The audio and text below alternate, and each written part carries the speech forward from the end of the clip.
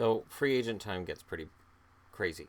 And right now, reading that Ales Hemsky is signed with these guys, Montreal Canadiens.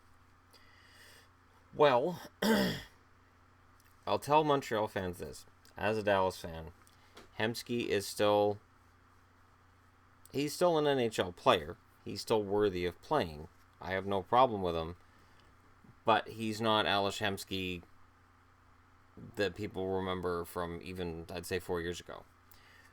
He may score you 10 goals. He'd probably get you about 25 points, and he's a support player. So that's not the offensive answer Montreal's looking for. I know they're padding out their roster. I'm not trying to overreact to this. I know they're padding out their roster.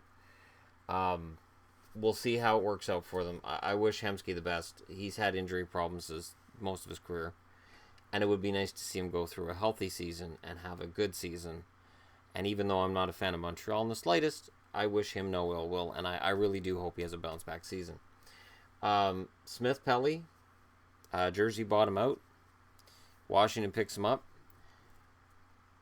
Washington has to fill a roster. And it's fine to say, well, prospects can come in. Well, as a Canuck fan, what I like with Vancouver is people say, oh, they picked up garbage. Right. You can jettison the guys they just signed if a prospect comes into camp and plays really well. So let's say Levy comes into the Canucks camp and plays really well. Then maybe a Weirkoch ends up on waivers and ends up going to Colorado or wherever. But either way, it's good to have veterans so that you don't have to put rookies in the lineup. So if you as a GM or as a coach are saying, well, yeah, Vrana looks a little iffy right now. Maybe we give him a few weeks in Hershey. Pretty sure Hershey's still Washington's farm team. And Smith Pelly goes in the lineup for those few weeks. That's why you pick these guys up. Darcy Kemper going to LA is hopefully a good story. I'd like to see Kemper get back on track. I'm not an anti-Kemper person at all. Kemper had a really rough season in Minnesota. There's no other way to put it. But he's still young enough that he can bounce back. People have been asking me what I think about the Justin Schultz contract. I did send out a tweet on Twitter about it. At Shan's Boomstick. It's an Army of Darkness reference. If you haven't seen the movie, go watch it and then resume this video after you've watched it. You won't get half my... Just don't. Just go watch it. Justin Schultz, for that money, it's a good investment. Good term. I'm very impressed with what Pittsburgh did there. Now Pittsburgh has to stock up on their depth. Minnesota's Kyle Quincy. I don't have a lot to say with Quincy. Quincy basically serves as a replacement for Scandella. So it maintains the depth for Minnesota on the blue line, and it does it for cheaper. Joe Morrow signed with Montreal. As a Bruins fan, I'll tell you this. I like Morrow. But I don't know that he's an NHL defenseman. And I've wanted to see Joe Morrow develop since Pittsburgh drafted him. And I've been waiting for it. And I agree with Boston letting him walk because it was not going to happen in Boston. Maybe it happens in Montreal. Maybe it'll work for them. Nicholas Fedberg signs as a backup goalie in Minnesota. Now, whether he ends up being their backup or he ends up in the American League, I don't know. But I liked Svedberg a lot when he was a backup in Boston. Backed up for 1 year, and then he went to Europe. And it's like, it was too bad because Svedberg was a good backup. In fact, if Boston had traded off Hudobin in the offseason and brought in Svedberg, I would be sitting here as a Bruins fan in a Bruins jersey saying, well, Boston upgraded their backup goaltending. So... and that's not that I'm against Hudobin. Hudobin had a very good second half, kind of saved Boston's bacon when Rask wasn't playing well. Svedberg, very, very good goaltender. For a backup. If he was your starter, I'd be concerned, but it's an upgrade for Minnesota in that Darcy Kemper wasn't going to work in Minnesota. Again, Kemper could work in LA. He had to get out of Minnesota. And Bo Bennett in St. Louis is the other one that I saw on the list. I looked over the whole list, and I thought, well, Bo Bennett's worth mentioning in that... he had an okay season with New Jersey. Again, you have to fill out your roster. St. Louis did so decently with a guy like Bo Bennett, who can potentially play top six for a while. In injury situations, you don't want him there a lot, but he can play there. His hands have never developed the way they were supposed to when he was drafted, but that's fine. Up here, Mark Streit, Mike Ribeiro, I'm pretty sure both of them are going to retire. Of the list, those are the ones I'm most certain of. And I would say Shane Doan and Jerome McGinley, but I think those guys both want one more chance. And I think somebody somewhere will find the room for them.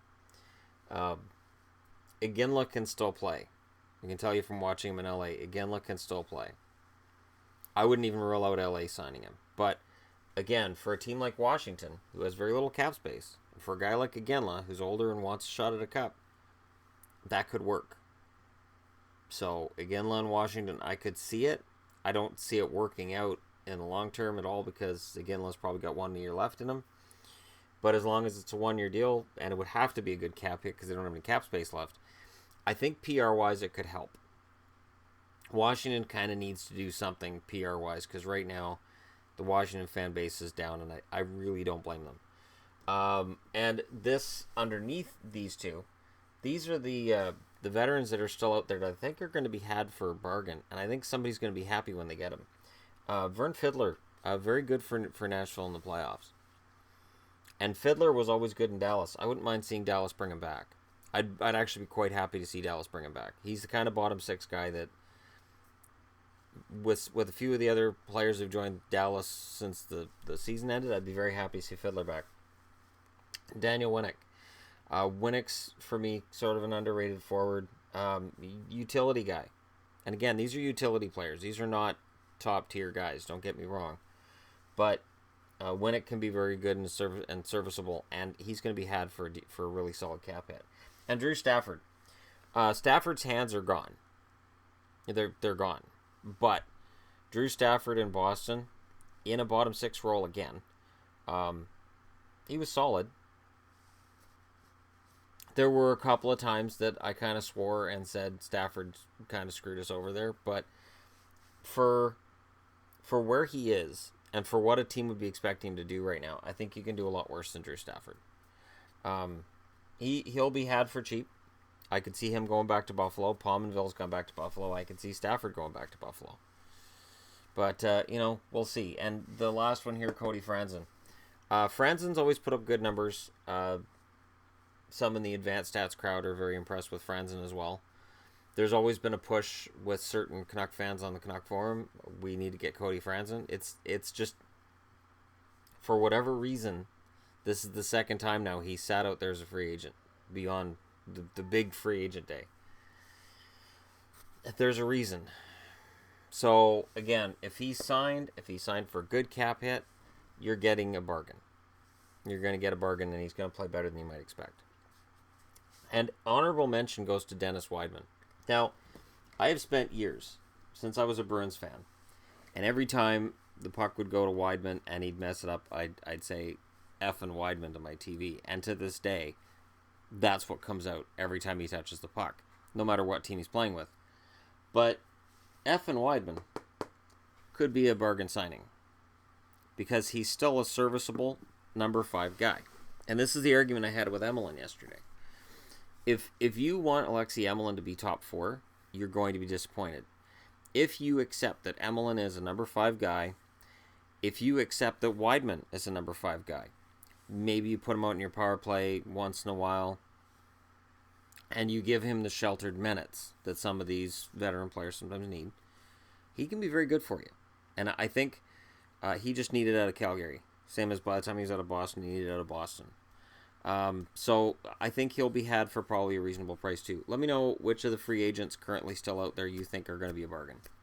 I would have mentioned Alex Chason, but then Flames fans would have inundated me with he's useless. Maybe. But teams like Washington, Pittsburgh, those are the ones that come to mind the most. Maybe for cap reasons, if he's a bargain, you throw money at him. And if he doesn't make it, you cut him in camp. There's going to be guys on this list, too, that are going to end up being training camp invites. Jimmy Hayes stands out to me right away. Dwight King's another one. Guys who come in, just training camp invites. We're not going to give you a contract, but come to camp and we'll see what we can do. Has to be really stressful for a hockey player to go from making millions to trying out for a job. We'll let you know you got 2 weeks. Impress us. And in some cases, you're going into a team that probably doesn't have an opening for you. So in order for you to make that team, you're pushing somebody else at that training camp who had already counted on having a job. You're pushing them out of a job. So there has to be a lot of tension and stress there. But again, let me know who you think's out there that's going to make, a difference. And again, I'm not going with Yager. I'm not going with Doan. Because these are known entities. These are guys that we all know who they are. We all know what they can do. We all know how old they are. This is that other crowd.